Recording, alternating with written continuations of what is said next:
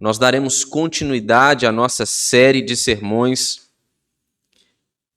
que se passa no discurso de Jesus, o discurso de despedida de Jesus, que é narrado entre os capítulos de número 13 e 17 do Evangelho de João. A essa série eu dei o nome de A Mesa com Jesus. Era em um ambiente intimista, familiar, com seus amigos, que Jesus proferiu essas palavras. E é com este mesmo sentimento que eu espero que os irmãos recebam as palavras de Jesus, sabendo que nós também desfrutamos desta bendita comunhão com Ele, e Ele nos fala ainda hoje com poder e com graça. Evangelho de João, capítulo de número 14, versículos de 4 a 6, eu farei a leitura. E os irmãos podem acompanhar silenciosamente, sempre lembrando que eu estou usando uma versão que é um pouquinho diferente da versão que os irmãos têm o costume de usar, mas nada que comprometa a compreensão de quem quer que seja a respeito do texto. Depois de lermos o texto, é sempre bom lembrar também que você deixe sua Bíblia aberta para que você possa acompanhar a exposição daquilo que diz a palavra de Deus. Nos diz assim a palavra de Deus: E vocês conhecem o caminho para onde eu vou. Então Tomé disse a Jesus: Não sabemos para onde o Senhor vai. Como podemos saber o caminho? Jesus respondeu: Eu sou o caminho, a verdade e a vida. Ninguém vem ao Pai senão por mim. Vamos orar, irmãos, pedindo a bênção da iluminação do Espírito. Pai bendito, mais uma vez nós oramos ao Senhor e desta vez nós queremos te pedir, queremos suplicar ao Senhor que nos conceda a bênção da iluminação do Espírito Santo, sem a qual nós não podemos, ó Deus, compreender corretamente aquilo que nos diz a Tua palavra.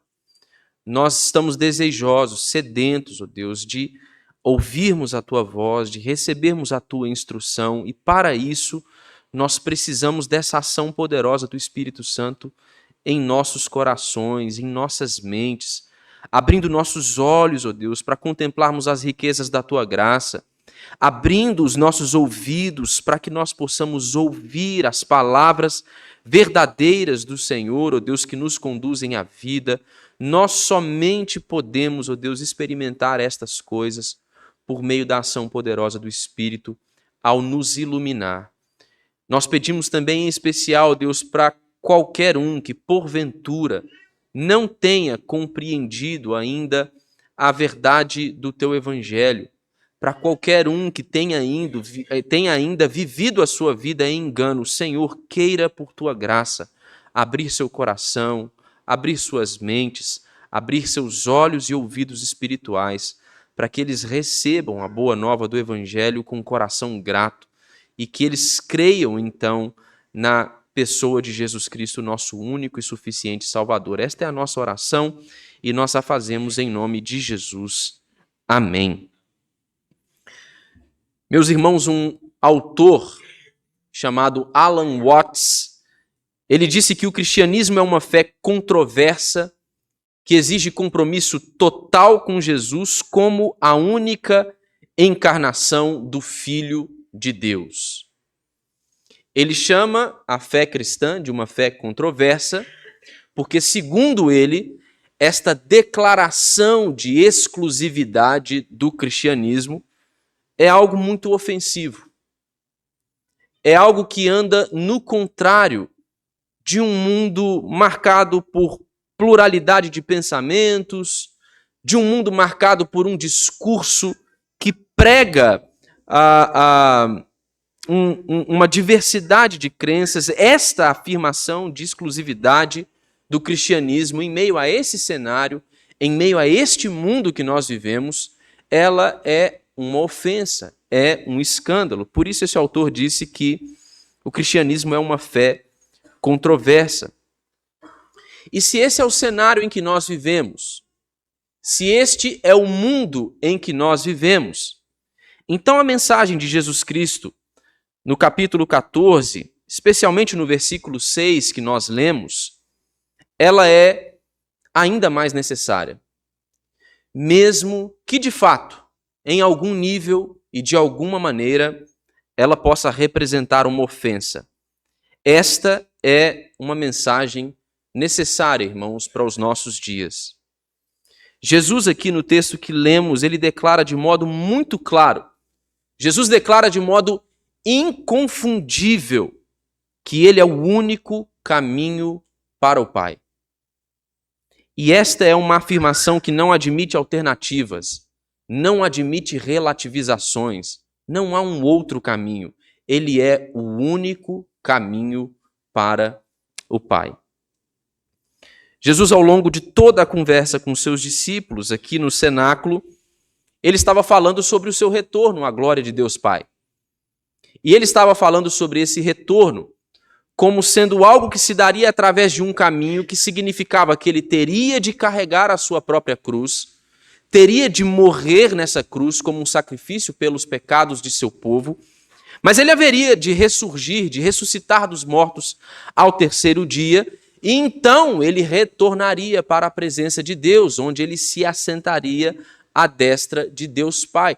Todas estas coisas, não somente neste momento, no cenáculo, Jesus já havia dito aos seus discípulos, mas ainda havia muita confusão. Ainda havia alguma incompreensão por parte de seus discípulos a respeito destas verdades. Mas Jesus, depois de dizer todas essas coisas, que ele estava prestes a retornar para o Pai, e que o caminho para este retorno seria sua morte e ressurreição, Jesus ele concluiu então no versículo 4, dizendo que os seus discípulos conheciam o caminho para onde ele estava indo. Ele diz aos seus discípulos, ele afirma de forma positiva que os seus discípulos já conheciam, já sabiam qual é o caminho que ele haveria de trilhar. Mas como prova dessa confusão e desta incompreensão no meio dos discípulos, Tomé então ele responde a Jesus, ele diz: Senhor, nós não sabemos para onde o Senhor vai, e se a gente não sabe para onde o Senhor vai, como é que nós podemos saber o caminho? Este caminho que o Senhor diz que nós conhecemos. Tomé aqui estava falando por todos os discípulos. Todos eles desejavam, queriam seguir a Jesus. Mas como alguém que não conhece o destino pode conhecer o caminho? Como alguém que não sabe para onde está indo, sabe qual caminho deve tomar rumo a este destino? Possivelmente Tomé, e talvez os demais, os seus companheiros de peregrinação, eles estivessem pensando que este caminho que Jesus estava referindo-se a ele era de fato uma rota estabelecida, era uma estrada. É possível que eles pensassem isso, eles estavam pensando com uma mente literal. Mas o uso que Jesus faz de caminho aqui é um uso metafórico. Jesus não está falando de uma estrada literal. Jesus não está falando de uma rota definida. Jesus respondeu aos seus discípulos no versículo 6, de maneira a deixar verdadeiramente claro para eles a respeito de que caminho ele estava dizendo. Jesus mostrou para eles no versículo 6 que o caminho que eles desejavam e deveriam conhecer, esse caminho era na verdade uma pessoa. Esse caminho era ele mesmo, era o próprio Cristo. Ele diz: eu sou o caminho, a verdade e a vida. Mas Jesus deixa claro ainda também o destino que aguardava os seus discípulos. Jesus não mostra para eles simplesmente qual era o caminho, mas Jesus mostra qual era o destino. Também uma pessoa. O destino é a habitação eterna de seus discípulos junto ao Pai Celestial. Ele diz que ele é o caminho, a verdade e a vida, e ninguém vem ao Pai senão por intermédio dele. Portanto, agora eles podiam saber: Jesus é o caminho e o destino rumo ao qual eles deveriam caminhar é a habitação eterna na presença de Deus, o Pai. Irmãos, não há outra porta para a vida eterna com Deus o Pai a não ser Jesus Cristo. Ele é a única porta pela qual os homens podem entrar e podem fazer parte do rebanho de seu Pai. Jesus, ele é o caminho, porque nele a verdade do Pai ela é revelada, não simplesmente em conceitos, não apenas em ideais, não apenas por meio de sistematizações lógicas. Não, Jesus é o caminho porque ele é a verdade que é revelada através do conhecimento dele, de relacionamento e compromisso interior com ele. Conhecer Jesus, irmãos, é conhecer o Pai. E, portanto, a vida somente pode vir por meio dessa verdade, por meio de Jesus Cristo. Apesar da oposição do mundo ao conteúdo dessa declaração de Jesus, nós não devemos abrir mão, irmãos, das reivindicações exclusivas de Cristo, por mais ofensivas que elas sejam para o mundo em que nós vivemos. O texto que nós lemos aqui nos mostra a exclusividade radical de Jesus como o único caminho que pode nos salvar e nos levar a Deus. Eu vou trabalhar este sermão com os irmãos por meio de 3 pontos principais que correspondem a essas 3 afirmações que Jesus Cristo fez no versículo 6. Ele é o caminho, a verdade e a vida. Em primeiro lugar, Jesus diz que ele é o caminho, o único meio para a nossa reconciliação com Deus, o Pai. No versículo 4, veja bem, Jesus afirma que os seus discípulos conhecem o caminho. Eles sabem o caminho que ele haveria de trilhar. Mas Tomé demonstra a confusão que não era simplesmente uma confusão sua, era também uma confusão de seus discípulos. E por isso ele pergunta no verso 5, não sabemos para onde o Senhor vai, como podemos saber o caminho? Ao que Jesus responde que ele é o caminho. E como é que isso se relaciona com a verdade de que Jesus é o único meio da nossa reconciliação com Deus? Um caminho pressupõe não simplesmente um destino final, mas também um ponto inicial da nossa caminhada, um ponto de partida. E em relação a Deus, quando pensamos em nossa própria condição espiritual, qual é o nosso ponto de partida? Em nosso caminho, em nossa peregrinação por este mundo, onde é que nós começamos? Em que situação nós nos encontramos? Entender que Jesus é o caminho implica não simplesmente conhecer um destino, mas conhecer o lugar onde nós estamos. Irmãos, a palavra de Deus nos diz que nós não estamos em um bom lugar.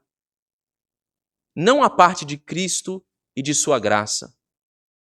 Nós não estamos em um bom lugar. Nós não estamos trilhando bons caminhos. Jesus respondeu à pergunta de Tomé, eu sou o caminho. E como é que aqueles judeus jovens, aqueles discípulos de Jesus, eles poderiam ter recebido essa declaração de Jesus, esta verdade que Jesus havia acabado de dizer a eles? Certamente eles sabiam de algumas coisas a respeito de um caminho. Como judeus, como parte do povo de Deus da antiga aliança, eles com certeza sabiam que a lei de Moisés, que a Torá, ela era como comumente era chamada no hebraico a halakha. Ou seja, a Torá era o caminho. Eles sabiam disso. E a menos que eles fossem guiados para uma experiência legalista com a lei, o que acontecia na maioria dos casos, com a maioria das pessoas do antigo Israel, e prova cabal disso são os fariseus e religiosos do tempo de Jesus. A menos que eles fossem guiados por este caminho, eles sabiam não simplesmente que a Torá era o caminho, que a lei de Deus era o caminho, Mas eles sabiam também que a Torá, que a lei de Deus, ela não se tratava simplesmente de um conjunto de regras e de regulamentos que eles deveriam seguir. A Torá não dizia simplesmente respeito a coisas que eles deveriam fazer. O povo de Deus sabia, por intermédio da revelação de Deus, que a lei de Deus, mais do que um conjunto de regras e regulamentos, ela era um manual para uma vida abençoada. A lei de Deus era um caminho, um modo de vida. Estas coisas eles com certeza já sabiam. Para que nós tenhamos uma noção disso e uma imagem disso, nós devemos nos lembrar do que diz o Salmo 1. O Salmo 1, ele começa com um poema que descreve a vida abençoada do homem que tem o seu prazer na lei do Senhor. Ela descreve esta vida abençoada como este caminho que somente pode ser experimentado por meio do prazer que se demonstra em relação à lei de Deus. E esta lei, a Torá, que para eles era o caminho, ela havia sido entregue a eles de forma escrita. Estas coisas eles também sabiam. Mas agora João, já no seu evangelho, nos havia alertado sobre algumas coisas. Em seu prólogo, João nos diz que agora a palavra de Deus, que anteriormente havia sido entregue ao seu povo de forma escrita, ela foi encarnada. A palavra, ela agora veio em carne e osso.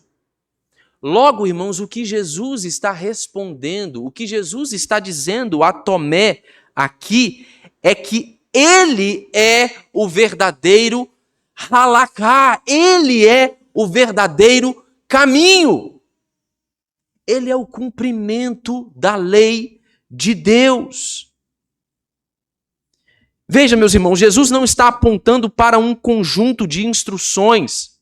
Jesus não está apontando para regras. Jesus não está apontando para métodos. Jesus está apontando para ele mesmo como verbo encarnado de Deus e o verdadeiro caminho que eles deveriam seguir. Era dessa maneira que os seus discípulos deveriam compreender o que Jesus estava dizendo. Eles estavam diante, face a face, do verdadeiro caminho, do Verbo encarnado. Como eu disse, saber que Jesus é o caminho nos leva a considerar o fato de que Jesus é o único meio para a nossa reconciliação com Deus. Saber que existe um caminho implica pensarmos na posição em que nós nos encontramos, onde nós começamos a nossa caminhada. E a Escritura nos ensina, irmãos, que desde a queda de Adão, toda a humanidade está espiritualmente perdida. Paulo nos afirma isso em sua carta aos Romanos, no capítulo de número 3, no verso 23. Todos pecaram e destituídos estão da glória de Deus. Não há um justo, não há qualquer pessoa que comece a sua jornada ou que comece a trilhar o seu caminho em uma condição diferente desta. Todos nós, a parte da graça de Deus em Cristo Jesus, estamos condenados, estamos sob a ira de Deus, estamos trilhando um caminho que nos conduz à morte. E saber disso nos leva a considerar outra verdade, uma verdade que diz respeito à nossa total insuficiência e capacidade de salvarmos a nós mesmos. Jesus, o Verbo encarnado, veio como cumprimento da lei para revelar também ao seu povo que eles jamais poderiam cumprir a lei de Deus por seus próprios esforços. A religião, a moralidade, a força do próprio braço dos homens são incapazes de abrir um caminho para Deus. E é por isso que o Verbo se fez carne. É por isso que Jesus Cristo veio ao mundo. Porque Deus, em sua graça, providenciou um caminho, irmãos. Deus não providenciou um método. Deus não providenciou simplesmente uma listinha de regras que nós temos que cumprir, mas uma pessoa. Deus entregou o seu próprio Filho. Deus providenciou um meio para a nossa reconciliação com Ele mesmo. Assim, irmãos, quando Jesus disse que Ele é o caminho, Ele quis dizer que os pecadores somente podem chegar a Deus por meio do ministério da reconciliação que Ele veio trazer. Jesus é o caminho, irmãos, porque Deus, em sua graça, providenciou que pecadores fossem justificados ao crerem nele, ao descansarem nele e ao então seguirem a este Cristo. A verdade, irmãos, proclamada pelo apóstolo Paulo em Romanos 3, no capítulo 23, de que todos pecaram e carecem da glória de Deus, é uma verdade que nos humilha, mas há um caminho. A boa notícia vem logo em seguida, também escrita pelo apóstolo Paulo, porque ele diz que nós somos gratuitamente justificados por sua graça, mediante a redenção que há em Jesus Cristo. Ele é o caminho, o único meio para a nossa reconciliação com Deus, o Pai.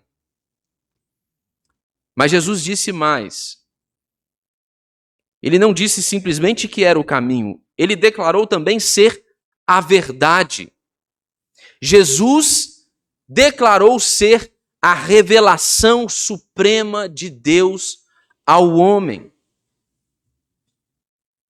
Irmãos, Jesus, ao dizer que era a verdade, ele estava afirmando que a lei da velha aliança, a lei da antiga aliança, ela não era falsa.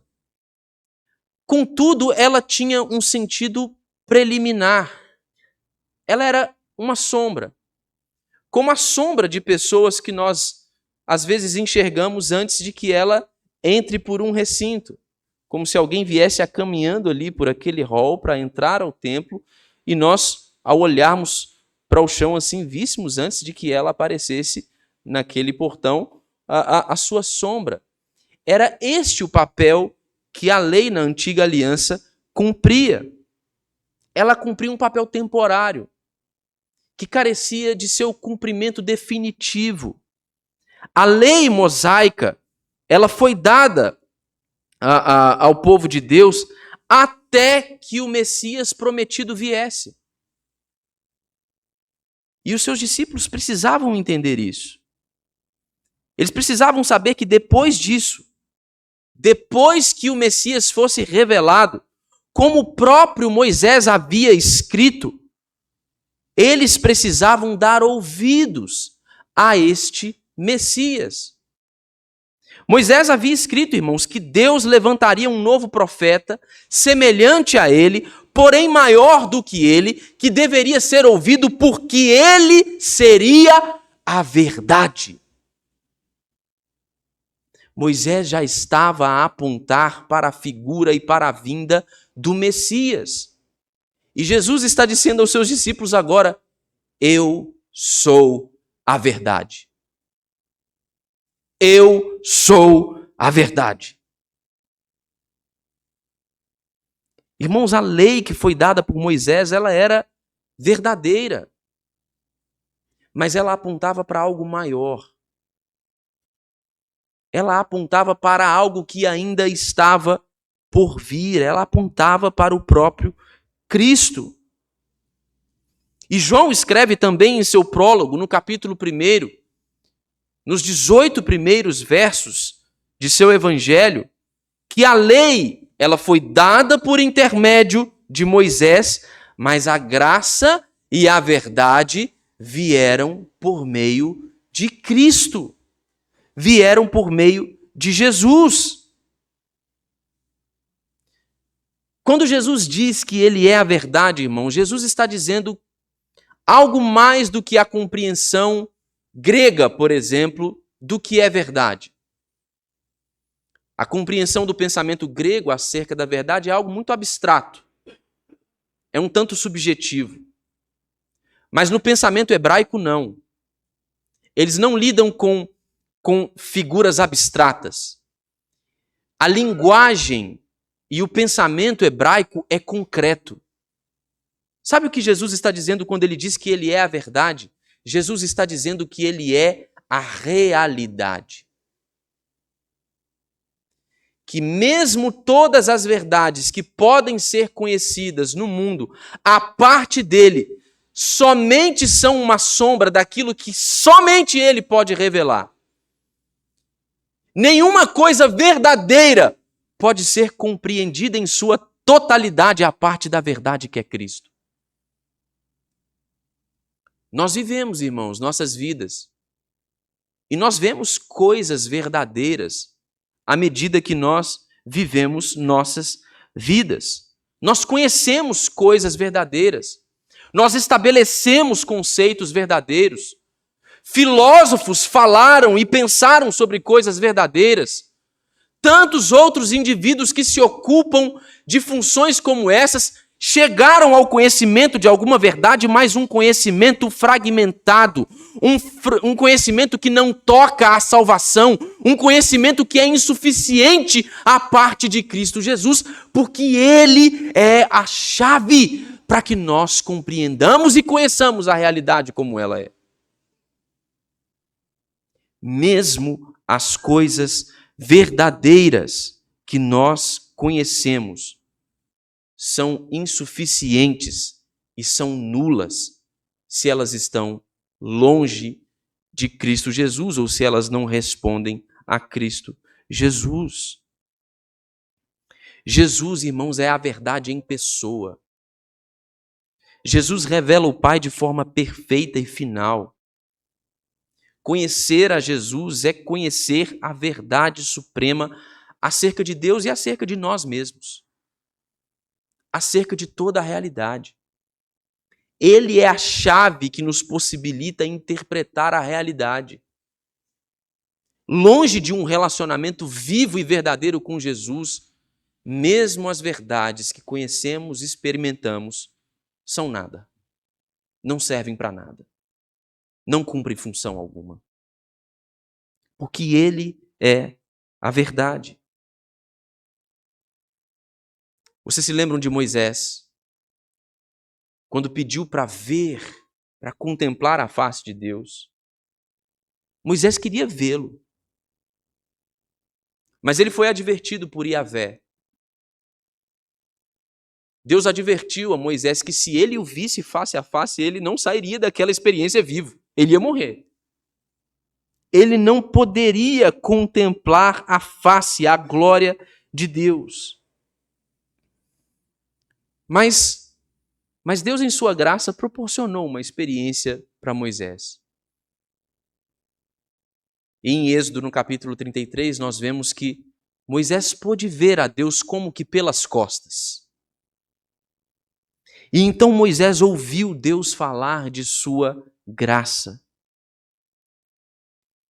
Mas, meus irmãos, a palavra de Deus, o Senhor Jesus Cristo, o Verbo que se fez carne, Ele é aquele que esteve por toda a eternidade face a face com Deus. João nos diz, no versículo 14 do capítulo 1, que Ele é o unigênito do Pai, cheio de graça e de verdade. A Torá, a lei, veio por intermédio de Moisés, mas a graça e a verdade estiveram face a face conosco, disse João, ao ponto de nós podermos dizer que vimos a sua glória, a glória que Moisés desejou ver. Esta é a palavra viva, a revelação suprema de Deus, o Pai. Jesus Cristo é a verdade, irmãos. A chave para a compreensão da realidade como um todo. Mas Jesus faz uma terceira afirmação no versículo de número 6. Jesus afirma que ele é não somente o caminho e a verdade, mas ele diz que ele é a vida. E isso revela Jesus Cristo para nós como a única fonte de vida eterna. Porque Jesus, ele não é simplesmente, irmãos, aquele que pode nos oferecer a vida. Jesus não é simplesmente um indivíduo que está em posse de um presente que ele pode dar a algumas pessoas específicas, mas Jesus Cristo personifica o que é estar vivo. Ele é a própria vida. Irmãos, em oposição à morte física e espiritual, Jesus é a única fonte verdadeira de vida e vida em abundância, vida eterna. O apóstolo João, em seu evangelho, estava nos ensinando aqui, irmãos, que Jesus ele é a realidade para a qual todo o sistema da antiga aliança apontava. João já havia nos lembrado em seu evangelho que Jesus é o Cordeiro de Deus. Ele é aquele que foi levantado na cruz como Moisés levantou também a serpente no deserto, a fim de que aqueles que olhassem para a serpente fossem salvos por ela. João já havia nos mostrado aqui que Jesus é o verdadeiro pão do céu, é a verdadeira luz do mundo, é o verdadeiro bom pastor.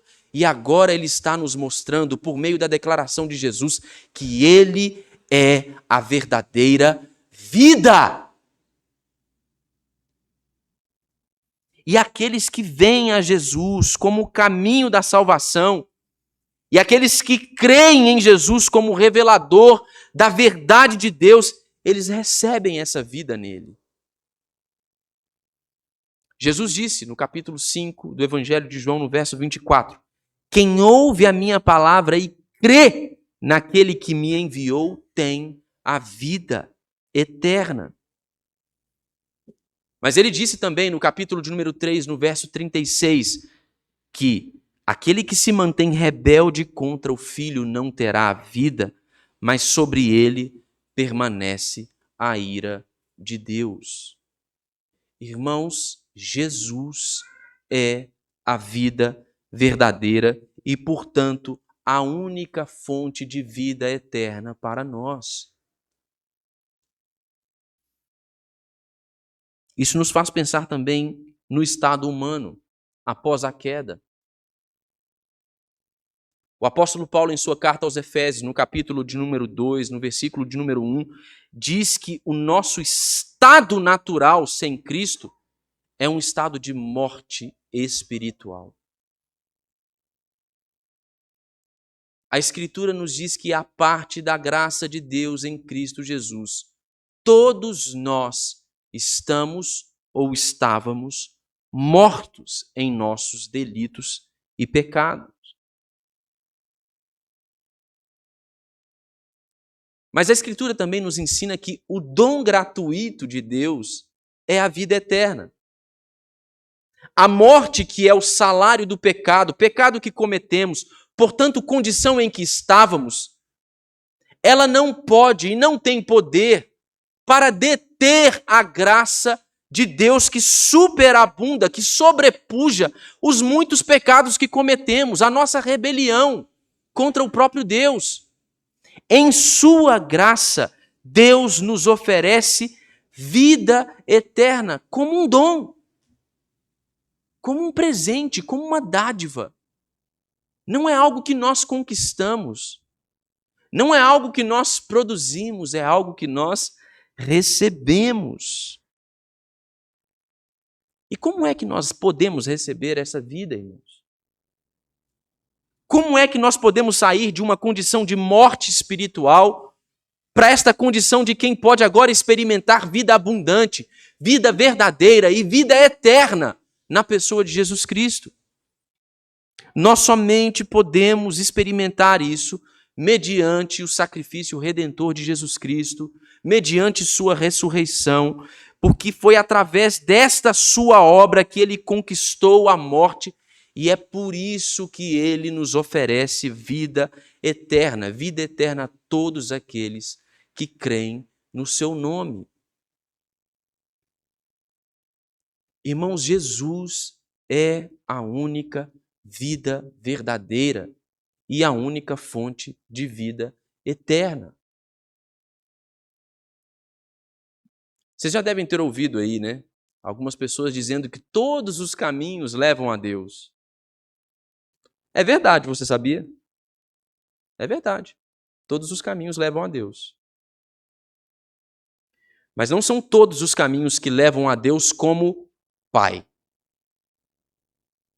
que nos levam a Deus na condição de seus filhos. Todo outro caminho que não seja o único e verdadeiro caminho, a saber, Jesus Cristo, nos levará a Deus como réus do juízo eterno dele. Todos nós teremos de nos apresentar diante de Deus. Todos nós haveremos de prestar contas diante de Deus. Quando disserem para você que todos os caminhos levam a Deus, saiba que isso é uma verdade, mas conte esse pequeno detalhe para quem disser isso a você. Em que condição nós estaremos diante de Deus, irmãos, naquele grande dia?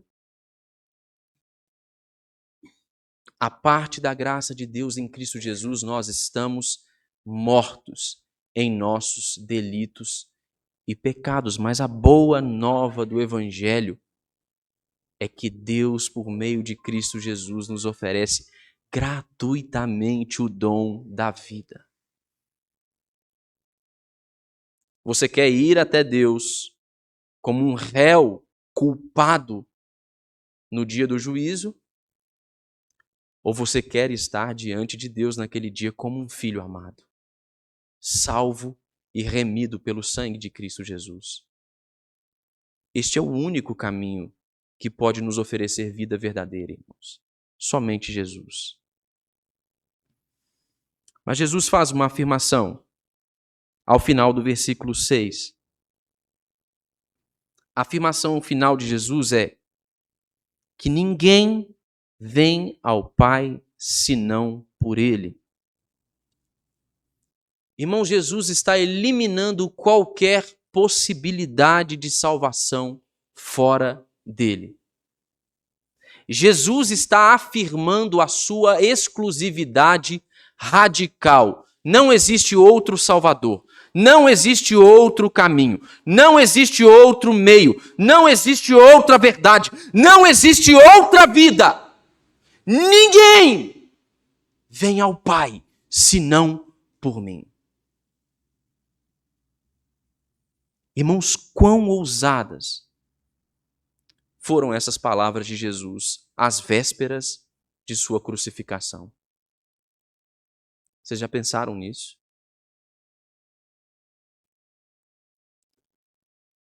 Leon Morris é um comentarista bíblico e ele diz o seguinte a respeito dessas palavras de Jesus.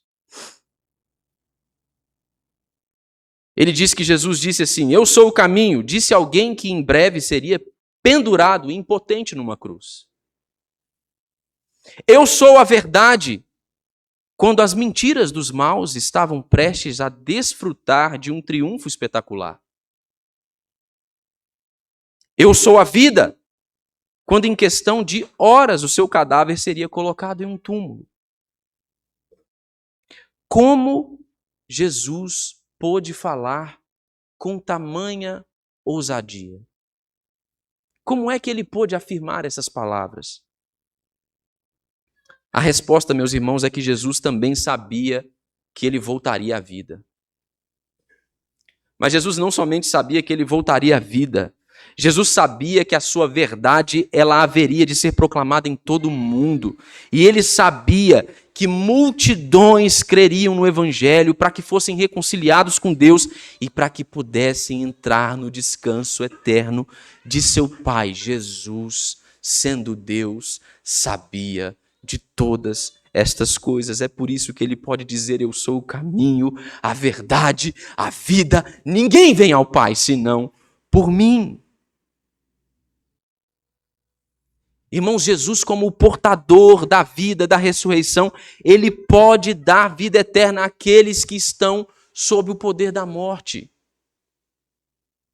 Jesus, como verdade, ele pode revelar a verdade em meio aos erros e mentiras do mundo em que nós vivemos. Irmãos, Jesus, como o único caminho para Deus o Pai, ele tem o direito de exigir nossa fé e devoção exclusiva como nosso único Senhor e Salvador. É como declarou, irmãos, o apóstolo Pedro. Em seu discurso após o Pentecostes, em Atos, no capítulo 4, no versículo 12, ele disse: e não há salvação em nenhum outro, porque debaixo do céu não existe nenhum outro nome dado entre os homens, pelo qual importa que sejamos salvos. Não existem outras alternativas. Não para a salvação. Não existem outros caminhos. Não para a salvação e para nos levar de volta para Deus. Não existem alternativas seguras, irmãos.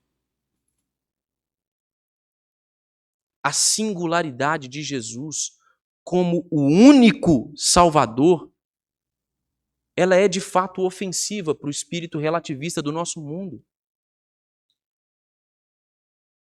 Mas ela é também a única esperança para o homem perdido. Saber que existe um caminho não é uma má notícia, irmãos. É uma boa notícia. Nós não estamos comparando números, porque não há comparação. Porque, embora seja um único caminho, ele é um caminho inigualável. Ele é um caminho inconfundível. Ele é um caminho mais alto, mais elevado. Irmãos, existe um caminho. Existe um caminho. E esta é uma boa notícia para todos aqueles que se extraviaram, para todos aqueles que se fizeram inúteis, para todos aqueles que estão mortos em seus delitos e pecados, para todos aqueles que rumam o curso da morte. Há uma boa notícia. Deus providenciou um caminho. Portanto, irmãos, mesmo que a singularidade de Cristo como um Salvador seja ofensiva para o mundo em que nós vivemos, nós devemos proclamar estas verdades com ousadia, irmãos. Só há um caminho, e é Jesus Cristo. Somente há uma verdade, e é Jesus Cristo. E somente há uma vida, e é Jesus Cristo. Irmãos, além de Jesus, o mundo oferece muitas coisas.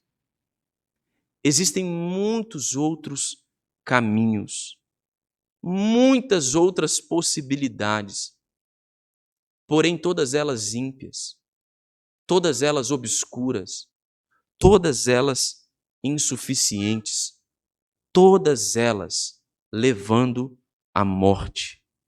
Mas Jesus diz: eu sou o caminho, a verdade e a vida. E Jesus se apresenta para nós, irmãos, sem exigir conquistas. Jesus se apresenta para nós sem esperar o nosso progresso, sem esperar que nós alcancemos esta salvação por meio do nosso próprio esforço. Mas ele simplesmente nos chama. Nos chama para que nós o recebamos pela fé, com uma fé confiante. E ele está pronto a nos oferecer pela graça tudo aquilo que ele tem e tudo aquilo que ele é. E, meus irmãos, nós nunca receberemos uma oferta melhor do que essa. Nunca receberemos uma oferta melhor do que essa. E nós nunca teremos um momento melhor do que esse para receber a Jesus. O momento é agora. O momento é hoje.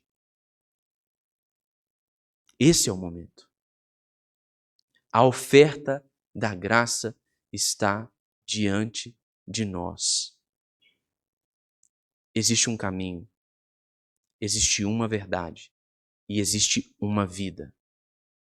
A saber, Jesus Cristo, o único que pode nos salvar e nos levar de volta para Deus o Pai. Que nós não nos esqueçamos disso jamais, irmãos. Que nós sejamos lembrados dessa verdade enquanto peregrinarmos em nossa jornada espiritual. Que nós proclamemos ousadamente estas verdades, sem medo da ofensa que o Evangelho pode causar. Porque nós sabemos também que esta ofensa do Evangelho é também um meio de Deus para nos humilhar e nos revelar a face bendita da graça e da verdade de Deus em Cristo Jesus e em sua cruz. Nós vamos cantar isso, irmãos, agora. Nós vamos cantar esta singularidade de Cristo. Nós vamos cantar esta verdade de que há somente um caminho, uma verdade e uma vida. Nós iremos cantar juntos agora, todos de pé, só em Jesus. Vamos entoar este cântico ao Senhor. Vamos cantar os louvores de nosso Deus.